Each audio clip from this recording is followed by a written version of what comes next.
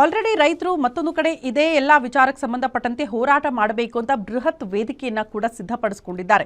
ಸರ್ಕಾರ ಏನೋ ಪರಿಹಾರ ಕೊಡೋದಕ್ಕೆ ಒಪ್ಪಿಕೊಂಡಿದೆ, ಬಟ್ ಆ ಪರಿಹಾರ ನಮ್ಮ ತನಕ ತಲುಪ್ತಾ ಇಲ್ಲ ಅನ್ನುವಂಥ ಎಚ್ಚರಿಕೆ. ಅದರ ಜೊತೆಗೆ ಮುಂದುವರೆದು ಮತ್ತೊಂದು ಹೋರಾಟಕ್ಕೆ ಇಡೀ ರಾಜ್ಯ ಸಾಕ್ಷಿಯಾಗಬೇಕಾಗುತ್ತೆ. ಪ್ರಮುಖವಾಗಿ ಡಿಸೆಂಬರ್ 4ರಂದು 50,000 ರೈತರು ಹೋರಾಟದ ಎಚ್ಚರಿಕೆ ಕೊಡ್ತಿದ್ದಾರೆ. ಕರಗಾಂವ್ ಏತ ನೀರಾವರಿ ಯೋಜನೆ ಜಾರಿ ಮಾಡಬೇಕು ಅಂತ ರೈತ ಹೋರಾಟಕ್ಕೆ ಕರೆ ಕೊಟ್ಟಿದ್ದು, ರೈತ ಸಂಘ ರಾಜ್ಯದಾದ್ಯಂತ ಅಂದರೆ ರಾಜ್ಯಾಧ್ಯಕ್ಷ ಚಿನ್ನಪ್ಪ ಪೂಜಾರಿ ಸುದ್ದಿಗೋಷ್ಠಿಯ ಮೂಲಕ ರೈತರಿಗೆ ಕರೆ ಕೊಟ್ಟಿದ್ದಾರೆ.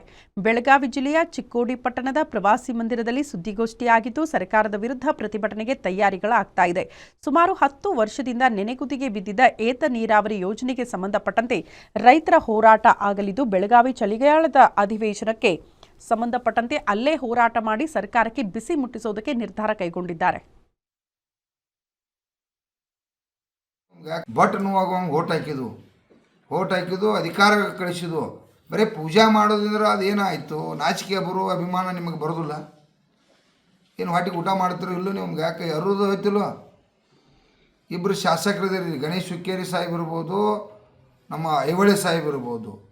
ಮತದಾನನ ಜನ ಮಾಡಿದಾರೋ ಇಲ್ಲಿ. ತಾವು ಯಾಕೆ ಯಾವ ಹೋರಾಟ ಮಾಡಿದ್ರಿ ನೀವು?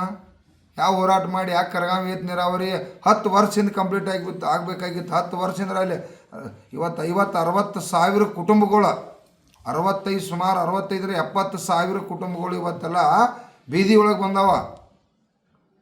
ಇವತ್ತು ಸಾಕಷ್ಟು ಎಲ್ಲ ಕೂಡ ವಾಣಿಜ್ಯ ಬೆಳೆಗಳು ನಾವು ಕಬ್ಬ ಇವತ್ತು ನೀರಾವರಿ ಮಾಡ್ಕೊಂಡು ಎಲ್ಲ ಕಡೆ ಭಾಗದಾಗದಾರೋ. ಇಲ್ಲಿ ಇವ್ರಿಗಿನ್ನ ನೀರಾವರಿ